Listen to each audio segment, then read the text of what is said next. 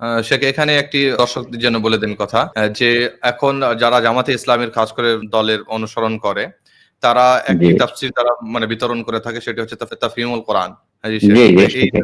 তাফসীরটি হ্যাঁ হ্যাঁ তারা বন্টন দেখুন, করে এবং আমরা দেখে থাকি খাস করে এখন আমাদের ওয়েস্ট বেঙ্গলের মধ্যে সবচাইতে বেশি যে দলটি প্রসার হচ্ছে, যে দলটি ছড়াচ্ছে সেটি হচ্ছে এই জামাতে ইসলামী শেখ।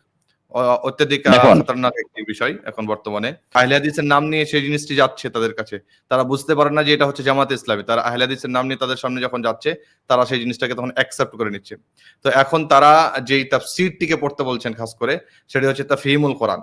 তো শেখ আমাদের দর্শকদের জন্য বলে দেন যে কোন তাফসীরটি সবচাইতে বেশি বিশুদ্ধ আর সেটিকে জি সাধারণ ভাষায় সবাই পড়তে পারে? জি। জি প্রথম কথা হলো যে জামাতে ইসলামের সাথে আমার যখন দুশ্মনী আছে তা তো নেই। জি, যদি সেই জামাত যদি হাদিস ও কোরআনকে যদি ফলো করে চলে তাহলে তো ঘুমেরই কাজ করে। কিন্তু জামাতে ইসলামের যে প্রতিষ্ঠাতা, হ্যাঁ, আপনি প্রথম থেকে নিন, সৈয়দ কুতুব থেকে নিন, সৈয়দ জি, কুতুব, হাসান বান্না, তারপরে মওদুদি, হ্যাঁ, তারপরে এই যে জৈনুদ্দিন সুরুর, এগুলো সব যে বড় বড় লোক যারা গুজরেছেন বা যারা বিগত হয়ে গেছেন, তারাই হলেন এ জামাতের দলের প্রতিষ্ঠাতা বা তারাই এটাকে স্থাপন করেছেন।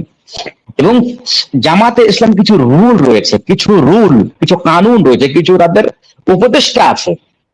জি, সেই জামাতের মধ্যে এক না, অসংখ্য অসংখ্য আকারে আকীদাগত ভুল রয়েছে, হ্যাঁ, মাসলা মাসাইলের ভুল রয়েছে, সেগুলোকে তাদেরকে বারবার বলা হচ্ছে কিন্তু তারা সংশোধন করছে না। তার মধ্যে জি, একটা হলো কি, তারা মুআবিয়া সম্পর্কে, মুআবিয়া রাদিয়াল্লাহু তাআলা আনহু হলেন মুমিনদের মামু, মুমিনদের মামা, খালুল মুমিনিন। মুআবিয়া রাদিয়াল্লাহু তাআলা আনহু হলেন কাতিবু ওয়াহি, ওয়াহি লিখতেন, ওয়াহি লিখতেন। আচ্ছা, ওয়াহি হলো আল্লাহর কালাম। সে আল্লাহর কালামকে লেখার দায়িত্ব আল্লাহ নবী তো পড়তে জানতেন না, লেখার দায়িত্ব দিলেন মুআবিয়া রাদিয়াল্লাহু আনহুকে।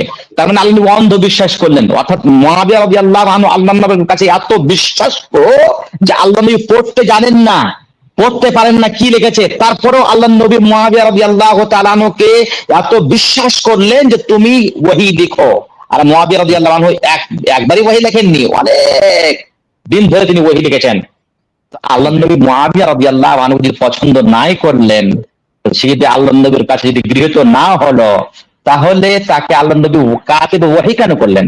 তো কাতিব ওহী হওয়াটাই হচ্ছে তার জন্য একটা বিরাট বড় দলিল যে সে আল্লাহর কাছে বা আল্লাহ নবীর কাছে সে প্রিয় সাহাবী। মুআবিয়া রাদিয়াল্লাহু তাআলা আনহু সম্পর্কে জামাত ইসলামীরা কি বলেন জানেন? জি, মুআবিয়া রাদিয়াল্লাহু তাআলা আনহু সম্পর্কে, উসমান রাদিয়াল্লাহু আনহু সম্পর্কে কে চেনেন না? উসমানকে কে চেনেন না মুসলমানদের মধ্যে? উসমান রাদিয়াল্লাহু আনহু সম্পর্কে আমি আপনাকে সংক্ষিপ্ত বলছি, এত উদাহরণ বলার সুযোগ নেই, কারণ যে মাসলা খুব অনেক বেশি, যখন প্রশ্ন করে দেখেন শুনতে হবে আপনাদেরকে। কথা হলো এই যে জামাতে ইসলামীরা এই মুআবিয়া রাদিয়াল্লাহু তাআলা আনহুকে, উসমান রাদিয়াল্লাহু তাআলা আনহুকে, সুফয়ান রাদিয়াল্লাহু তাআলা আনহুকে তারা বক্সেননি, তাদের সম্পর্কে কটূক্তি করেছেন। আর সেই কটূক্তি আজও পর্যন্ত তাদের বইয়ে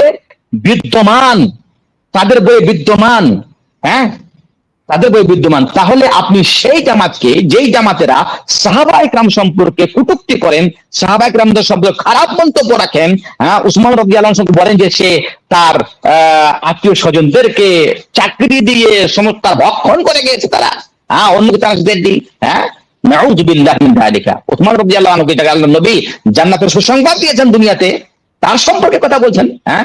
তাহলে এই জামাত কি করে আল্লাহর তৌফিক পেতে পারে, আল্লাহর মদদ পেতে পারে? সুতরাং এই জামাতের একটি ভুল নাই, অসংখ্য ভুল আছে। সুতরাং জামাতে ইসলামের প্রত্যেকটি জিনিসকে যাচাই করতে হবে, হ্যাঁ। এবং তারা তাফহিমুল কোরআনকে বিতরণ করে, বিভিন্ন ভাষাতে সেটাকে ট্রান্সলেশন করে বা সেটা অনুবাদ করে বিতরণ করে। কেন জানেন? এটা হচ্ছে মওদুদির গ্রন্থ, মওদুদি। তাফহিমুল কোরআনে ওই সমস্ত জিনিসগুলি লেখা আছে, কিভাবে আমরা রাষ্ট্র কায়েম করব,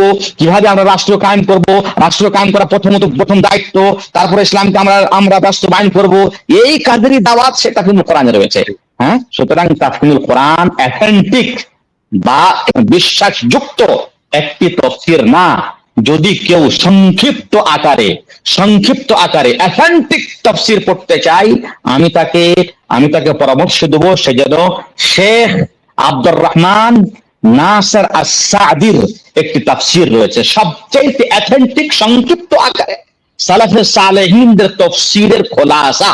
আশা করি এই তাফসীরটা আপনি পেয়ে যাবেন মার্কেটে। কিংবা যদি আপনি এটা না পান, তাহলে মদিনাতে মুজাম্মাউল মালিক ফাহাদ ইতিবাআতুল মুসহাফ শরীফ, ফাহাদ প্রিন্টিং কমপ্লেক্সের পক্ষ থেকে কোরআনের বঙ্গানুবাদ হয়েছে এবং তাকে কিছু টিকা দেওয়া আছে। সেই টিকাগুলি অথেন্টিক তাফসীর থেকে নেওয়া হয়েছে। হ্যাঁ, আপনি 2 খণ্ডে সেই তাফসীরটা আছে। যদি আপনি অন্যান্য তাফসীর না পান, তাহলে এই তাফসীরটা পড়েন, তাহলে আপনি আসলেই তাফসীর যেটা সাহাবায়ে কেরামরা বলেছেন বা নবী বলেছেন বা সালাফে সালেহিন বুঝেছেন, সেই তাফসীরটা আপনি পাবেন। আবার বলি, আপনি চেষ্টা করবেন শেখ আব্দুর রহমান বিন নাসির আস-সাদির তাফসীর পড়ার। সেই তাফসীরটা হচ্ছে কি অথেন্টিক তাফসীর। যদি আপনি এর থেকে আরো বেশি পড়তে চান, তাহলে আপনি পড়েন তাফসীর ইবনে কাসির। যদি আপনি এর থেকে আরো বেশি পড়তে চান, তাহলে আপনি পড়েন তাফসীর ইবনে জারীর আত-তাবারি। আর যদি আজকের বাজারে যদি আপনি ইবনে সাদির তাফসীর না পান, তাহলে আপনি তাফসীর পড়েন শেখ মুহাম্মদ বিন সালেহ আল উসাইমিনের। মুহাম্মদ বিন সালেহ আল উসাইমিন উনিও তাফসীর করেছেন। এই তাফসীরগুলো হলো অথেন্টিক তাফসীর, এতে কোনো গোলমাল নাই, এতে কোনো ভেজাল নাই, এগুলো হলো সঠিক হাদিসের উপরে তাফসীর। সুতরাং আল্লাহ রাব্বুল আলামিন যেন আমাদেরকে সঠিক তাফসীর পড়ার এবং জানার তৌফিক দান করেন।